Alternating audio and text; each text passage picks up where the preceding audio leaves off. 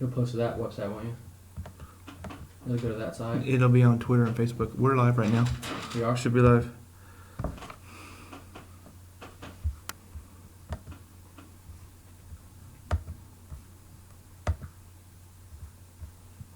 Hey everyone, thanks for tuning in. I have no idea how many people are. I can't tell how many are watching right this second, but I'm here with Eric Insbrenner from Atchison Paranormal. My name's Luke Smith, and I'm Jeff's son and Les's nephew. They own the Sallie house, and I just want to make everybody aware of what's going on at the Sallie house. We listed it for sale on Zillow. We've had a couple news reporters over, and Live Sci-Fi TV was just here this past weekend, so it's been pretty exciting. There's been a lot of Sallie house action. So we're pretty excited to get something going.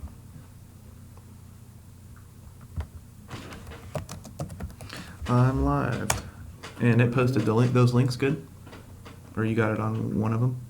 I had to go direct. It didn't post yet. I'm on your Twitter and it posts. Okay, now refresh it. There you are. We should be good. So we should be online on Twitter, on Facebook, and on YouTube. Good deal. So here we go. And if you want to, I guess we got a couple minutes here before 7. Eric's going to go live on Periscope. If you're chatting with us, you can chat with us on YouTube. You have to subscribe to our channel, and we'd love to hear from you if you have any questions for myself or for Eric. And if you're following along on Periscope, he's going to be online here in just a little bit.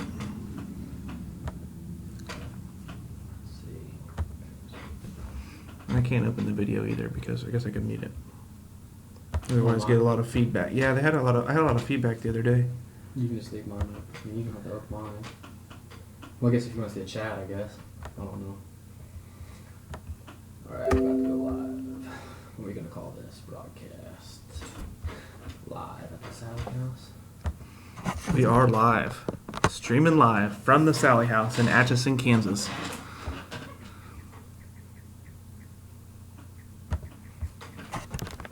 Start it.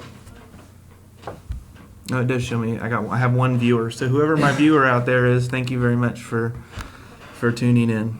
Hey, what's up? This is Eric with Atchison Paranormal here with Luke Smith. He's one of the co-owners of the home. His dad, his uncle actually own it. He's helping out with the marketing and managing of it. We're here to do pretty much walk through and kind of answer any questions anybody has. You know, we just started promoting this not too long ago. So we might not get a whole lot of viewers, but our thinking is we're going to catch on and get quite a bit. So later on, we're going to walk through, show some hot spots, kind of stuff we do. If you've never been in the Sallie house, this will kind of be a treat for you because we'll show you everything that we do. So it's going to be pretty fun. And then if you have the Periscope app, you know, you can chat or say stuff down here, and I'll read it. And if you have a question, if I see it in time, I'll definitely answer it. I don't know. Yeah, it is listed on sale on Zillow. Hello, Kara KC913. But if you're tuning in, we also have a YouTube channel. If you look up Sallie.house, or what's your YouTube channel name?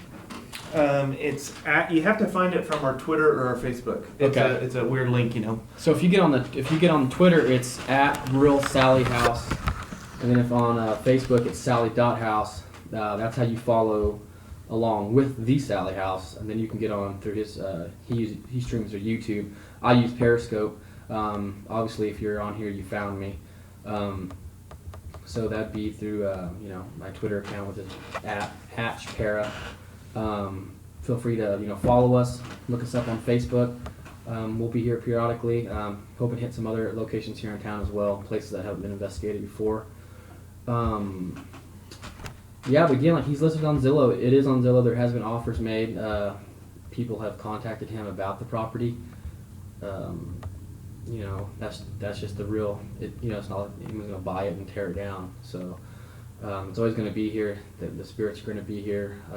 We had a couple mediums say that the spirits are upset with Luke that there is an Agnes upstairs pacing around. Yeah, it's not our intention at all to serve anything.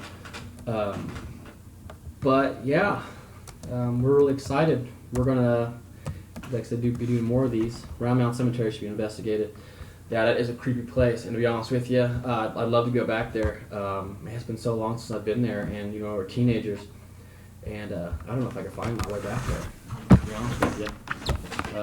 Yeah, so we're live now too. If you're tuning in on Twitter or on Facebook on the YouTube channel, you can subscribe to our channel, and then you can chat with us. Yeah, get on there and chat with him on the YouTube. It'll be more of a, I don't know, a bigger screen. I'm on my phone, but like I said, you pop something up, a question or a comment or something, and I can definitely see you. Yeah, so Hey, and there's Craig Scholes. Hey, buddy, how you doing? So, yeah, we're gonna sit here just a little bit longer, kind of chit chat, see get some people to log on. I know there's quite a bit of people I was talking to at work. They're gonna log on, but we're gonna give a little bit of time to see if people log on to the YouTube. it seems to me those long live investigations they exaggerate how much. It's not 48 hours of investigating. They're not running around EVPing and all that good stuff. No, and that's not to take anything away from the groups that stay overnight like that, but it's I wouldn't say it's misleading, but they gotta take breaks. They gotta. Yeah, it's a lot of work to be running around for that long. Yeah, for sure. But yeah, it's definitely interesting the stuff they do, and it's definitely interesting to watch different groups and how they interact with their tools and how they conduct an investigation. I guess they do some stuff and say some stuff that how can I share an invite so more people can see this? I think if you just share the link on Facebook or Twitter, and if you're on Periscope, you have to download the app. Or can you just click the link? If you're on a computer, you just click the link and you can watch it. You can't chat. If you want to chat and watch, you have to download the app Periscope on your phone. And same thing for YouTube. If you're watching on YouTube and you click the link from Twitter or Facebook, you have to subscribe to our channel. It's the Salliehouse channel, and the email address is realsalliehouse@gmail.com. And you can find us that way. So it looks like I have, there's 3 watching the YouTube and there's 4 watching the Periscope. So we've been on for 5 minutes now, and let's show the 7 people that are watching, some of your tools maybe. And, yeah, definitely. I brought just a very few, I'm going to adjust the camera here real quick so we can see the table. Yeah, go ahead and do that, yeah. I just use basic stuff. You get on TV and you'll see a bunch of those fancy tools. Not that I don't believe in them or I wouldn't use them if I didn't have them. Oh, hey Leanne, yeah, I couldn't tell it's leopard freak, sorry. But a couple of those tools that we use, we don't use the big stuff like on TV. As much as I'd love to use them, they cost hundreds of thousands of dollars. And I have my eye on a few of them, and before too long we'll have those items. But basic tools that I use here, this is an EMF detector. This is a little bit cheaper than the ones you're going to find like they use on Ghost Adventures and Ghost Hunters, but it does the exact same thing. It's just a couple bucks cheaper. I brought this. It's just a regular digital camera. When you're taking pictures, it's good to take three shots in succession. That way, if you see something weird in one picture, you can go back to the other 2 and see if that was in there as well. And this thing right here, like when you're scared and it's dark, you turn the light on and everything's better. But no, I use these to communicate with spirits, and some people like to hassle me about it or hassle other investigators saying that it's rigged and it doesn't work. I literally just opened this tonight. It's a brand new one. My other one walked off. But you would barely turn it off, and you'd set it down, and you'd ask questions, usually yes or no questions. You can even have 2 different flashlights, one designated for yes, one designated for no. And I've had conversations with spirits where it's saying yes, saying no, and I'd say, can you turn the light off? And turn it off. Can you turn it on for me? And to turn it on. Sometimes it's erratic and hit or miss, but like Theater Atchison, I had one of my best conversations there with a spirit. Here, it's hit or miss. Up here, downstairs, it's hit or miss. But it's always something here in this house. some other things I use I didn't bring tonight because we're not going to be doing a full investigation. Would be I use my trail cam for hunting. It's motion activated and it shoots at night, so you can put it down in the basement and you let it go. If you do that now, if you do an overnight stay, do you provide the equipment for people to do an investigation and a ghost hunt, or do you ask them to bring any of their own stuff? We always encourage everybody to bring their own stuff, just for the sole fact that they can get hands on. A lot of times people that do want to stay the night overnight already have stuff, and we say bring anything you want. Especially bring your camera, bring a flashlight, bring whatever you have. Their cell phones. I mean, with down technology these days, your cell phone, you can download apps, you can download voice recorders, you can download flashlights for when it gets really dark down there. They're great.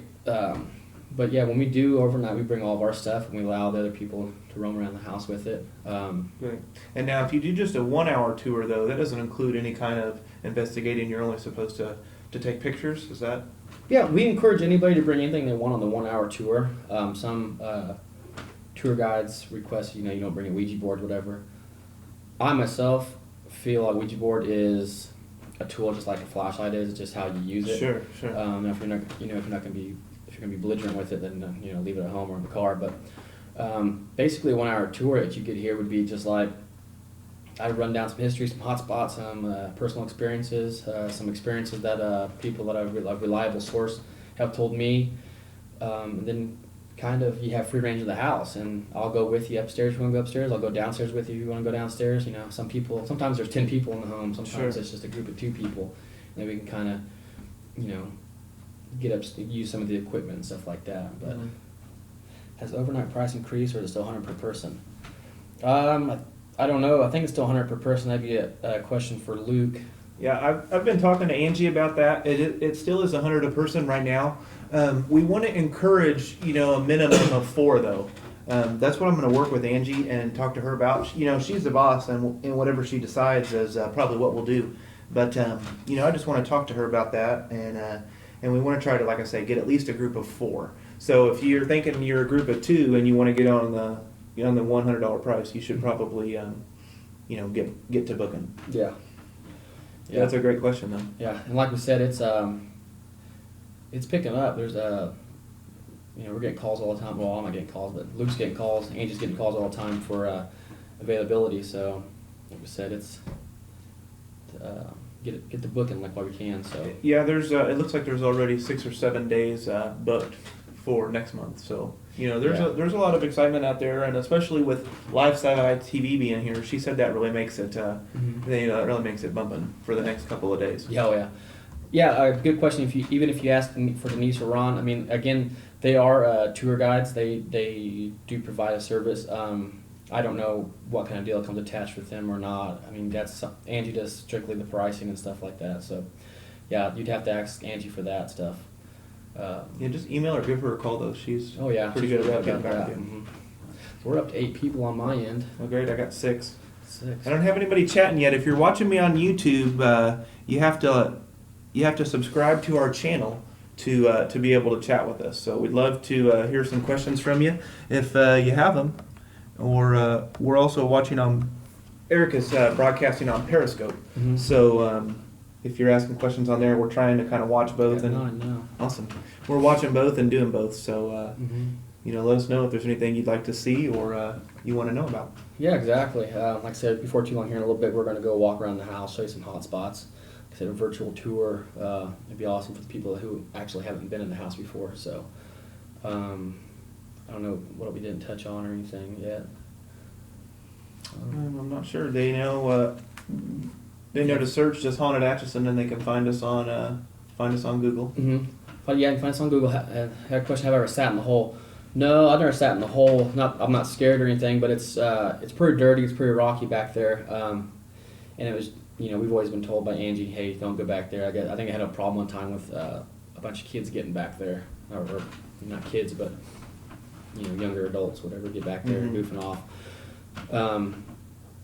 So I've never been back there. I've sat on the ledge of the hole. I've sat for an extended period of time in the basement. Maybe I didn't sit there too long enough, I guess, because the basement hasn't spooked me anything. It's definitely not living space, you know. No, it's not a basement. So, a lot of people are taken back by the basement when we go down there. I don't know if they're expecting some extravagant old grandma's home style basement, but it's just a small basement with a heater, and it's not much. And there's that hole that freaks people out, but literally just a piece of the foundation that was knocked through to get the HVAC in. I'm new to this house. Can we get some backstory? Backstory is there was a doctor who used to live in this house, Dr. Finney. A lot of controversy around him about what he did and didn't do. The lore, the legend, stuff that can't historically be backed up is that late one night a woman brought her daughter here. Her appendix spout burst, and before the anesthesia could set in, the doctor started cutting on her, and the last face she saw was a man. So she died on the operating table and dubbed Sallie the man-hater. This story comes from Peter James, who was a very renowned psychic. But on my end, we've had researchers try to look up a little girl named Sallie that died in the house, and and not saying that everything I'm saying right now is right, but I'm just saying that what we found on our end, he didn't have doctor's visits here. Doctor's hours here. He had his own doctor's office down there. He did live here.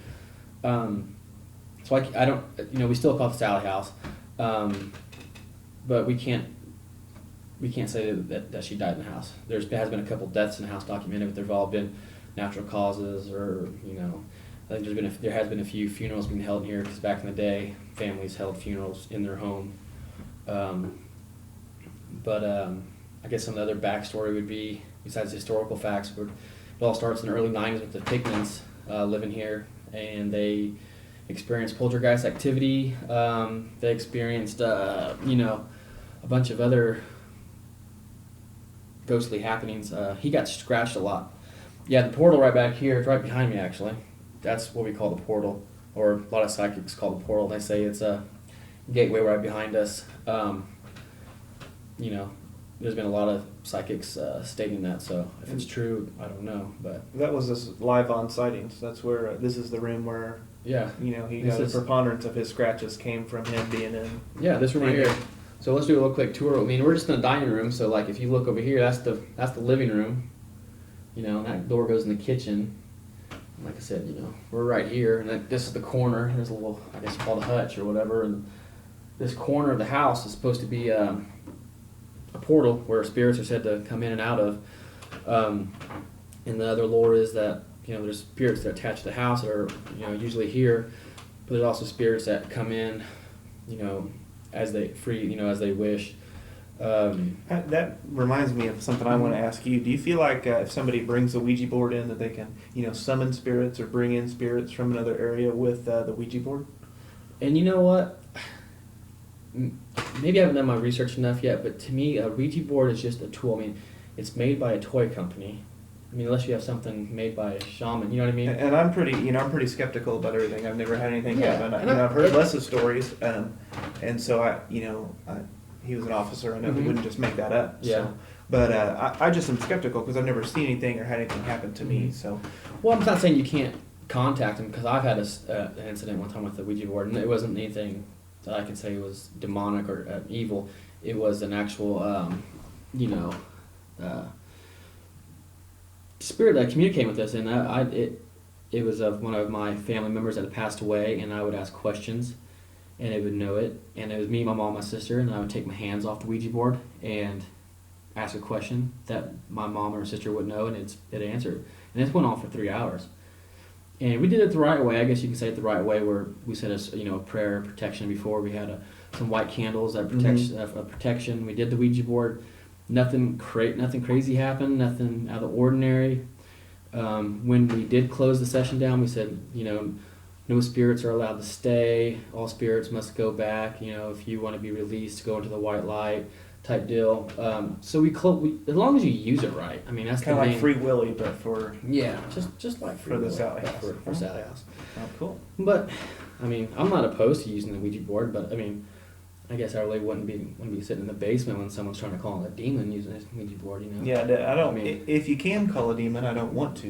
Yeah. And if you can't call a demon, I don't want to waste my time. So Sounds either like- way, I don't want to. Sounds like a pretty fucked up game of Pokemon, if you ask me. For sure. So yeah, you got 10 viewers now on Periscope, and there's 8 viewers on. So we got 18 people watching now, and I don't know if from YouTube, I think you can rewind, and so if you're just tuning in, either on Periscope or on YouTube, we're talking about the Sallie house in Atchison. We're broadcasting live, and we're going to do a walkthrough now on Periscope, and I'm going to end the YouTube broadcast for just a minute, and it'll start back up. If you're subscribed to my channel, it'll alert you, or if you just hit refresh in about 30 seconds, I'll be on mobile.